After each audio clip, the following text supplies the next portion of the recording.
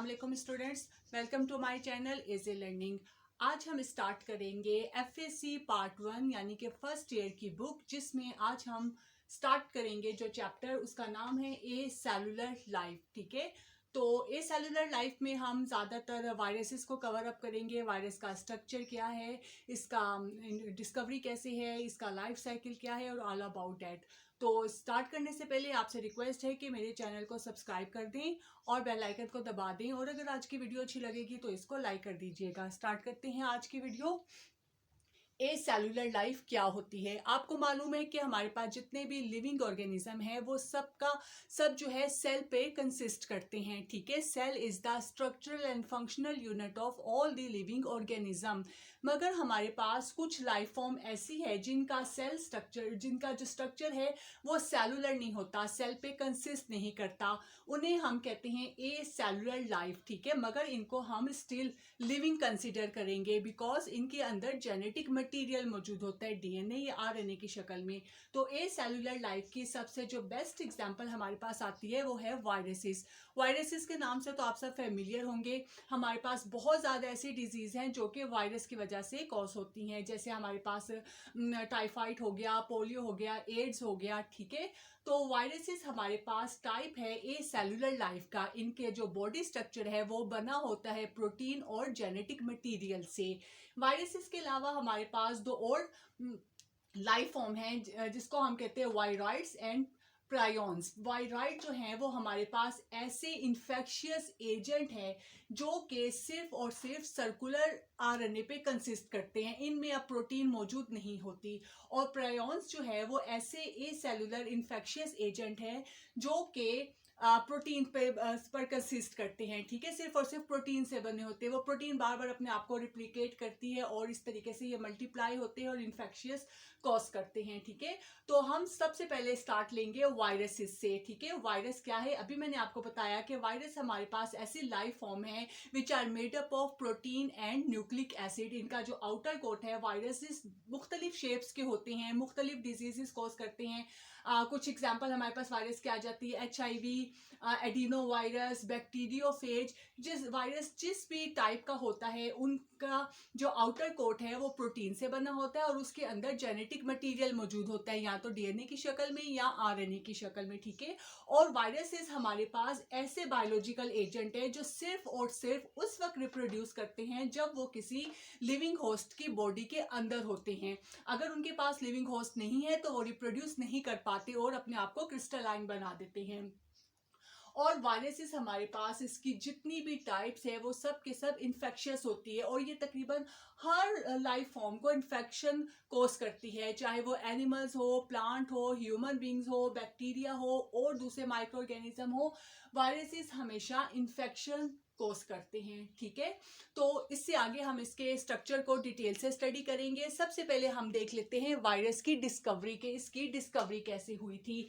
1884 में French microbiologist थे Charles चैम्बरलैंड, इन्होंने फिल्टर पेपर बनाया था। ठीक है, उस फिल्टर पेपर को फिर एक रशियन बायोलॉजिस्ट थे इवानोविस्काय, 1892 में इवानोविस्काय ने उस फिल्टर पेपर को इस्तेमाल किया था ये देखने के लिए कि जो टोबैकोमोसिक डिजीज है उसकी वजह क्या है। मगर जब इन्होंने इसको फिल्ट्रेट किया तो इनको पता चला कि ये जो टोबैकोमोसिक डिजीज है वो तो किसी बैक्टीरिया से कॉज ही नहीं होती, बल्कि कुछ और हमारे पास ऐसे इन्फेक्शियस एजेंट है जो कि फिल्टर पेपर से भी पास हो गए थे। इन्होंने उनको नाम दे दिया वायरसेस का। बाद में 1935 में अमेरिकन वायरोलॉजिस्ट थे WM स्टेनले, उन्होंने इनकी बात को प्रूफ कर दिया क्योंकि उस वक्त तक इलेक्ट्रॉन माइक्रोस्कोप जो है इन्वेंट हो चुकी थी। इन्होंने जब टोबैकोमोसिक वायरस का स्ट्रक्चर जो है इलेक्ट्रॉन माइक्रोस्कोप के नीचे देखा तो इन्होंने इवानोविस्काय के व्यू को बिल्कुल कंफर्म कर दिया कि बैक्टीरिया के अलावा भी हमारे पास ऐसे इन्फेक्शियस डिजीज एजेंट होते हैं जो कि इन्फेक्शन को कोज करते हैं और वो बैक्टीरिया से भी छोटे होते हैं जो कि फिल्टर पेपर से भी इजीली पास हो जाते हैं। फिर उसके बाद अर्ली 20th सेंचुरी में यानी कि 1915 1970 में ट्वेल्ड और हैरेली ने जो है बैक्टीरियोफेज का स्ट्रक्चर डिस्कवर किया था। बैक्टीरियोफेज कौन सा वायरस होता है जो कि बैक्टीरिया के ऊपर अटैक करता है। इन्होंने बैक्टीरियोफेज का स्ट्रक्चर डिस्कवर किया। उसके बाद फिर मजीद रिसर्चेस होती गई, मुख्तलिफ टाइप के वायरसेस जो है वो डिस्कवर होते गए, उनकी जो है डिफरेंट डिजीजेस पता चलती गई। ठीक है, इस तरीके से तमाम रिसर्चेस होती गई। अब वायरसेस हमारे पास ऐसे लिविंग कहना चाहिए कि लाइफ फॉर्म है जिसमें लिविंग और नॉन लिविंग दोनों तरह की करैक्टरिस्टिक्स मौजूद होती है। इसलिए साइंटिस्ट इसको ना तो पूरी तरह से लिविंग ऑर्गेनिज्म में इंक्लूड कर सकते हैं ना नॉन लिविंग में, बल्कि साइंटिस्ट इनको एक बाउंड्री पे रखते हैं in between living and non living things. ठीक है, वो कौन सी करैक्टरिस्टिक्स है उन्हें हम डिस्कस करते हैं। सबसे पहले हम देखते हैं कि वायरस के अंदर कौन सी ऐसी करैक्टरिस्टिक्स हैं जो कि इसको लिविंग शो करती है। इसमें सबसे पहले हमारे पास आ जाएगा viruses have their own genetic material. Life form की सबसे बड़ी जो एग्जाम्पल होती है वो जेनेटिक मटेरियल का मौजूद होना होता है। तो वायरस के अंदर जेनेटिक मटेरियल मौजूद होता है, या तो डीएनए की शक्ल में या आरएनए की शक्ल में। तो इस जेनेटिक मटेरियल की प्रेजेंस की वजह से साइंटिस्ट इसको लिविंग कंसीडर करते हैं। Number 2, they undergo mutation. Viruses जो है इनमें भी म्यूटेशन हो सकती है। Third, the viruses can reproduce inside the host cell. के वायरसेस सिर्फ और सिर्फ उस वक्त रिप्रोड्यूस करते हैं जब वो अपने होस्ट सेल के अंदर होते हैं, होस्ट के अंदर से मौजूद होते हैं, ये रिप्रोड्यूस करते हैं, बहुत ज़्यादा वायरसेस बनाते हैं और फिर इस तरह इन्फेक्शंस फैलाते हैं। Viruses destroy by ultraviolet radiation and chemicals. Viruses को हम अल्ट्रावायलेट रेडिएशन या केमिकल्स के जरिए डिस्ट्रॉय कर सकते हैं। फिर they occur in different varieties and strain. Viruses की मुख्तलिफ वेराइटीज होती है, मुख्तलिफ स्टेन होते हैं। हर डिजीज का वायरस जो है अलग तरह का होगा। तो वायरसेस हमारे पास मुख्तलिफ स्टेन और डिफरेंट वेराइटीज में मौजूद होते हैं। तो ये वो करैक्टरिस्टिक्स है जिसकी वजह से इसको लिविंग कंसिडर किया जाता है। मगर इसके साथ साथ वायरसेस में कुछ ऐसी भी करैक्टरिस्टिक्स है जो इसको नॉन लिविंग शो करती है। वो कौन सी है? They have non cellular particle, कि इनका सेल स्ट्रक्चर जो है वो, इसका जो स्ट्रक्चर है वो सेल पे तो कंसिस्ट करता ही नहीं है। ठीक है, और सेल जो है किसी भी लिविंग ऑर्गेनिज्म की एक बेसिक स्ट्रक्चर होती है, बेसिक यूनिट होती है। Number 2, they lake enzymes and को एंजाइम। वायरसेस के अंदर किसी भी तरह का कोई भी एंजाइम या को एंजाइम मौजूद नहीं होता। तो ये जिस होस्ट सेल के अंदर होते हैं उस अपने होस्ट सेल के एंजाइम और को एंजाइम को इस्तेमाल करते हैं अपनी डिफरेंट एक्टिविटीज को परफॉर्म करने के लिए।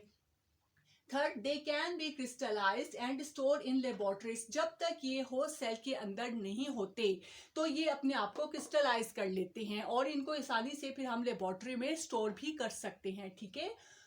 Fourth, they do not respire and used host energy. के तमाम लिविंग ऑर्गेनिजम्स की तरह वायरसेस रेस्पायर नहीं कर सकते हैं। ठीक है, और आपको पता है कि रेस्पायरेशन जरूरी है एनर्जी हासिल करने के लिए। तो फिर ये अपनी एनर्जी कहाँ से हासिल करते हैं? ये जो इनका होस्ट होता है ये अपने होस्ट की एनर्जी को इस्तेमाल करते हैं अपनी डिफरेंट लाइफ एक्टिविटीज को परफॉर्म करने के लिए।